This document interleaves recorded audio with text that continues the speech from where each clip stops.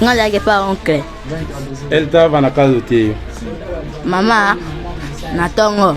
Mamãe de manhã Aqui, massa sebete. estava ouvindo o que? O disparo aí na estrada. Aí quase nga.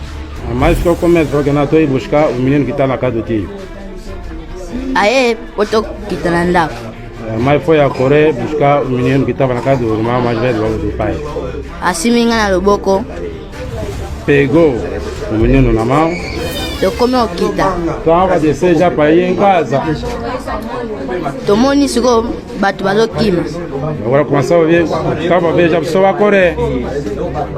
Toda a ambulância zoia. De repente também veio atrás, da polícia estava a vir. Baba beta massagem. Estava a vir disparar. O bicho peto kimi. Ele também com a mãe, sentindo a mesma, a mãe com o menino estava a correr. Tomou ni batu bazo kota na porta. Vieram a pessoa entrar numa porta, Bakanyi ba porta. fechando as portas deles. Deus gosto kimi, foto kota na porta za ikafu. Ele sempre estava a continuar para entrar numa porta que estava aberta. Lé sigo massa sebete. Quando vieram esse tiro, Babeti mama.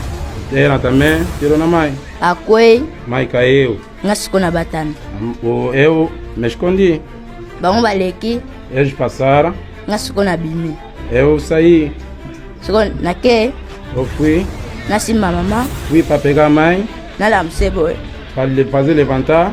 Damoni deja babeti wazazi. Vi já que a mãe estava sangrado, já vai sair sangue. Ambulância yana ezuye. Quando a ambulância apareceu, Bakena ye. levantaram o corpo do mãe, levaram.